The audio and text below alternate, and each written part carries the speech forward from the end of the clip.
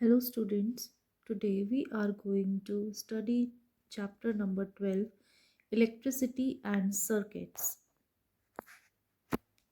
First of all, let us understand what is electricity. Electricity usually means the flow of an electric current in wires, motors, electric bulbs and other devices. Electricity is just like water, except it flows through solid metals so we can't usually see it. Just like water, electric current can travel over great distances. What is electric current? The movement of charge, such as electrons, is called current, and this electrical current is what powers the household appliances. But what is the source of this electric current? Yes, you are right, electric cells. So let us understand what is an electric cell and what is the structure of an electric cell. This is an electric cell. We also call it a dry cell. Electric cell is a device that converts the chemical energy into electrical energy. These cell produces electrical current due to the chemical reactions taking. A dry cell has a zinc container inside which there is a layer of ammonium chloride paste. A carbon rod covers the metal cap at the center of the cell, and the carbon rod is surrounded by a mixture of manganese dioxide and carbon powder. The whole setup is then sealed, leaving only the metal cap exposed. Now, the electric cell has two terminals. The metal cap acts as the positive terminal, whereas the zinc base of the zinc can acts as the negative terminal. So the current flows from the positive terminal to the negative terminal through the conducting wires. A dry cell is classified into different types of batteries. Triple A cells, double A cells, D cells, button cells and mobile batteries. So depending upon their size, they are classified into different categories. Now this is a double A cell battery. So it is mainly used in torches, radios and audio players. This is a triple A cell battery. It is mainly used in cordless phones, toys, cam recorders, remote controls, etc. D cell batteries are mainly used in transmitters, radios, etc. Now let us understand how this electric current flows. This electric current flows through the electrical circuits. Now, what is an electrical circuit? An electric circuit is something that provides a path through which the electricity travels. So, we use electrical circuits every day in all of our electrical appliances. A cell stores the chemical energy and transfers it to electrical energy when a circuit is connected. When two or more cells are connected together, we call this a battery, and the cell's chemical energy is used up pushing a current round a circuit. What is a simple circuit? When the switch is closed, the bulb lights up.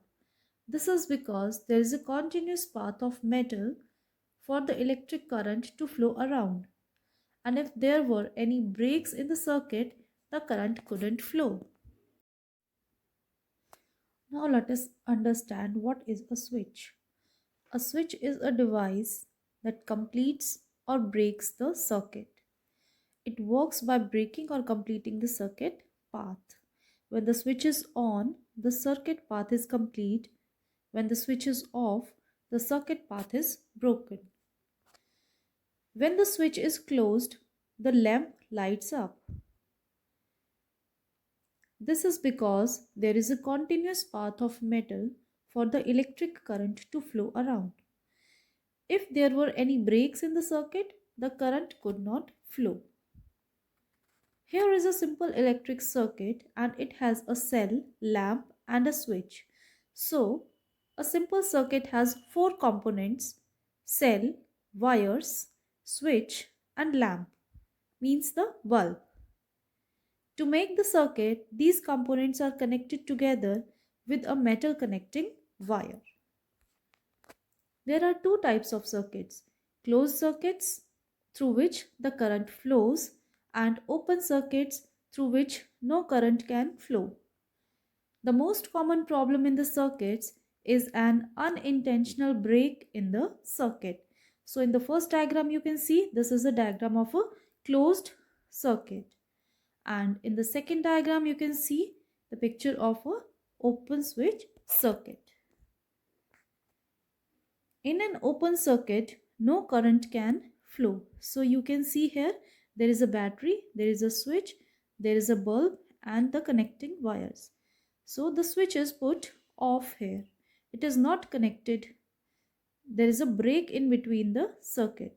So this is an open circuit and you can see here the bulb is not glowing. While in a closed circuit, electricity flow is there because the switch is put on now and it is connected to all the four components of circuit. The battery is connected to the wires are connected to the bulb is again connected to the wire, and it is again connected to the switch which is put on. Now the circuit is complete and the electricity can flow through it. These are the symbols which are used to make an electric circuit diagram. So, in the first picture, the cell is represented by this symbol. You can see in the second picture, the battery is represented by two lines. One is the positive terminal and the other is the negative terminal. In the third picture, you can see a bulb. It is represented by a circle. And in the fourth picture, you can see that there is a switch which is represented by the following lines: closed and open. By using all these components or by using all these symbols, we can draw a circuit diagram. Now let us understand what is a circuit diagram. So circuit diagram is just the representation of all the four components that are used in a circuit. That is the battery, second is the switch, then the lamp and the connecting wires. So by connecting all these four components together, we can easily make a simple circuit. So that's all for today. Have a nice day.